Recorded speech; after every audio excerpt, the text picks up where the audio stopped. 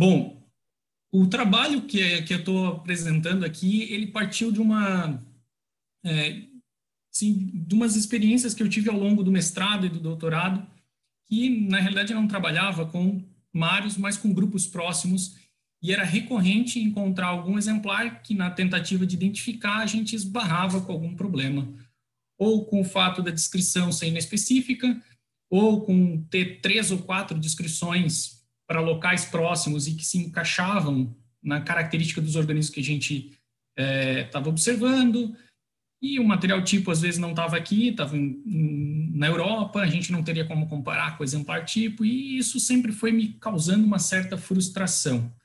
Mas, por ser um grupo que não fazia parte dos objetivos do mestrado, do doutorado, eram sempre alguma coisa paralela, foram ficando de lado, mas a frustração, a incomodação com isso nunca me deixou.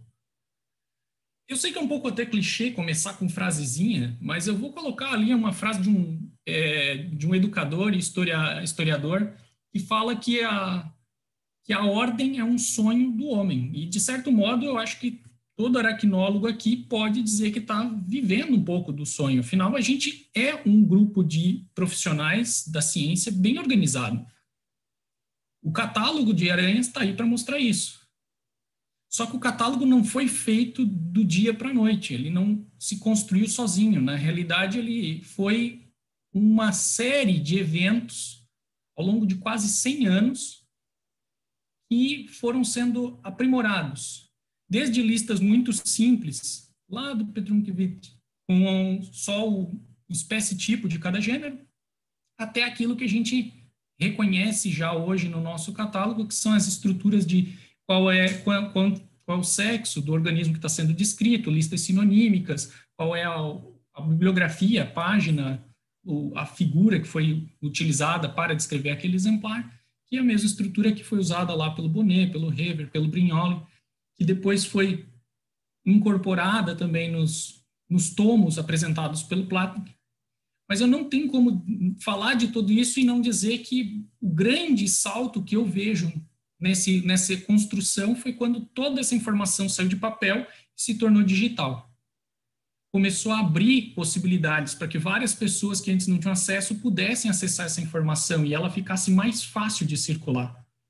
Assim como é um grande avanço o nosso catálogo atual permitir que todos os profissionais da área ajudem a incorporar informações lá, como os PDFs de um artigo que não estava disponível, como os dados sobre onde aquele material está depositado, que é uma inovação do último ano aproximadamente. E é claro que isso vai sendo construído ao longo do tempo. Ainda assim, a gente, né, pode fazer coisas diferentes. E para falar sobre o que a gente precisa fazer, eu vou falar de muitas coisas óbvias aqui. Ó. Uma delas é que a gente precisa conhecer a espécie. Então, precisa conhecer a espécie porque ela é uma unidade fundamental da biologia. A gente precisa ter mais segurança naquilo que está comparando. Eu trago aqui um exemplo que é bem comum de trabalhos ecológicos. Por exemplo, tu tem uma lista de espécies, várias das quais tu não consegue identificar e tu morfoespecia. Tem algum problema nessa morfoespeciação? Nenhum. Na realidade, ele serve para diferenciar unidades biológicas, porém ele fica limitado ao próprio trabalho. Eu posso ter a riqueza nos dois trabalhos, eu posso ter abundância relativa nos dois trabalhos, no entanto, na hora que eu for fazer uma comparação entre eles, esse caso que eu vou trazendo, eu só posso comparar mários formosos de um trabalho com mários formosos do outro. Todas as outras morfoespécies não são comparáveis. Pode até ser que sejam as mesmas espécies, mas a gente não tem como saber. O que reforça a ideia de que a gente precisa identificar a nível específico. Precisa também identificar a nível específico porque muitos dos processos de serviços ecológicos, ecossistêmicos que a gente pode montar e descrever para uma espécie são feitos com base numa espécie. Eu não vou me estender, existe uma revisão sobre o tema que está aqui no anexo ao PowerPoint, que é uma revisão feita pelo Gascon e seus colaboradores, falando de várias espécies, mas se lendo esse trabalho, a gente vê claramente que várias aranhas responderiam, tá, como provedores de serviços ecológicos muito facilmente. Agentes de controle biológico, por causa da toxina, por causa da seda, seja lá qual for a relação, a gente teria como pensar e estudar isso, mas para isso a gente precisa conhecer de fato qual é a espécie. E o problema é que nem sempre é tão simples, não é trivial dar um nome numa espécie, não é uma coisa que a gente bate o olho numa imagem e diz, ah, isso é a espécie. Na realidade, a gente tem que se deparar com coisas como descrições que não dizem muita coisa, descrições imprecisas, tá? Genéricas. Esse foi um exemplo de uma das descrições mais curtas que eu já vi, mas certamente tem outras ainda mais curtas, mais inespecíficas. E mesmo uma descrição longa, mas que contenha informações genéricas que várias espécies se encaixem naquela descrição, não vai ser uma descrição útil. Soma-se isso ao fato de a gente ter material tipo em locais às vezes muito distantes, e para nós da América Latina é muito mais premente esse problema, porque não é algo fácil de ir para uma coleção europeia e observar o material lá. Até porque o material lá também está depositado, às vezes, de um modo não muito ordenado. E é difícil, às vezes, a gente achar aquilo que a gente está procurando. São milhares, milhões de espécimes, e encontrar o que a gente está querendo no meio daqueles milhões de espécimes, às vezes, é bastante difícil. E quando a gente tem, às vezes, o acesso um pouco mais facilitado, infelizmente, ocorrem situações que não são desejadas e que nos causam um grande prejuízo. E o exemplo mais recente foi o do Museu Nacional, onde centenas de espécimes tipo que estavam lá depositados foram perdidos por fogo. E não podemos esquecer o fato de que a própria espécie, às vezes, traz seus próprios complicadores. A espécie pode ser críptica, organismos diferentes, mas que as características morfológicas do hábitos que foram usadas para as descrições são iguais entre vários espécimes. Ou o oposto, a gente ter polimorfismo, olhar uma espécie da mesma região, com os mesmos caracteres genitais, mas que tem um monte de formas diferentes. Uma delas se encaixa com a descrição, as outras não.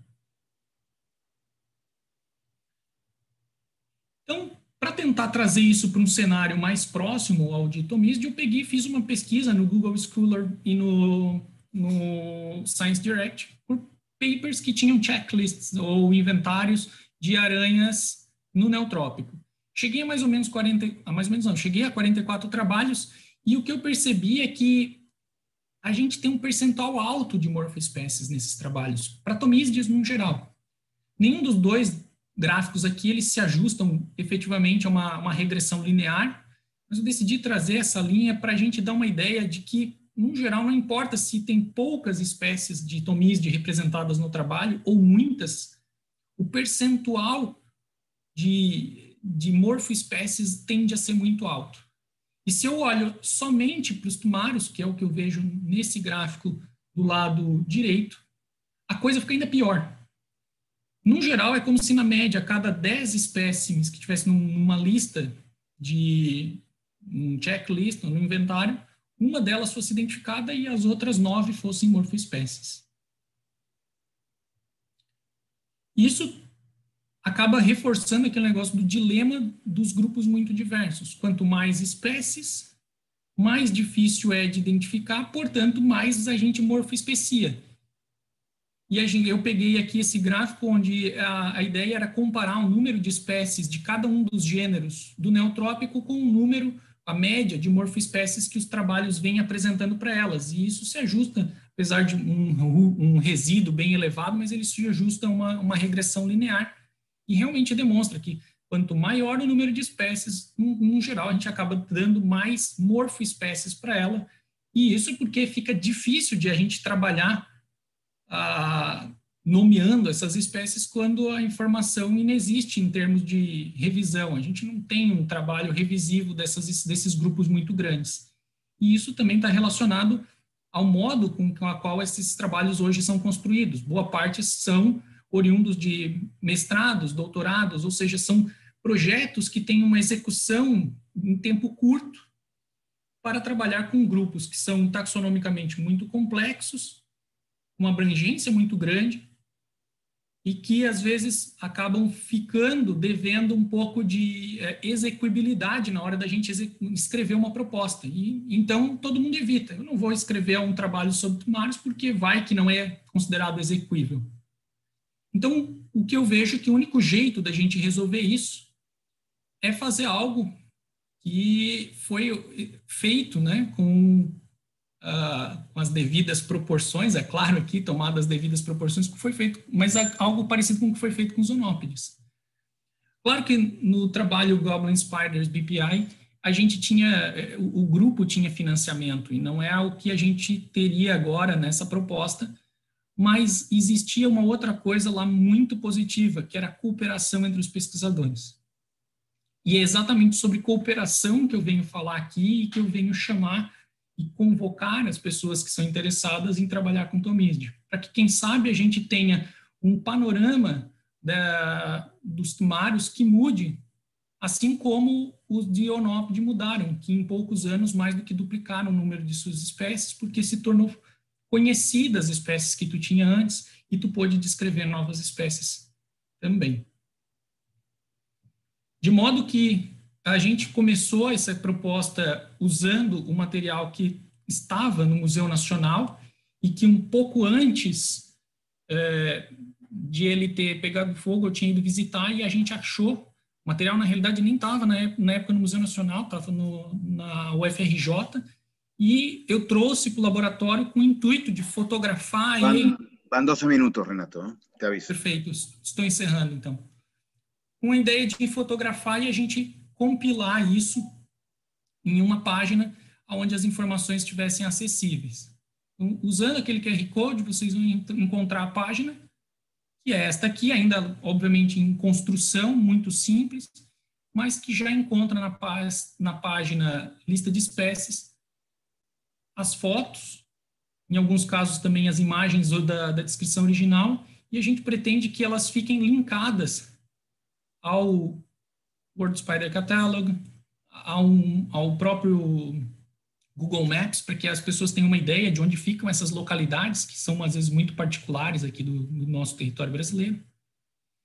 Enfim, eu convido vocês a vasculhar um pouco a página e todos que tiverem interesse em acessar a seção Quero Participar e nos informem de que gostariam de participar, porque a ideia era que a gente se organizasse com reuniões, quem sabe semanais, o grupo, para discutir como melhorar essa página e fazer algo similar ao que foi feito em outros projetos, como o caso dos saltícedes, onde essas informações de publicação original foram incorporadas numa página, foram sendo enriquecidas ao longo do tempo, para que a gente aumente a nossa capacidade de reconhecimento dessas espécies.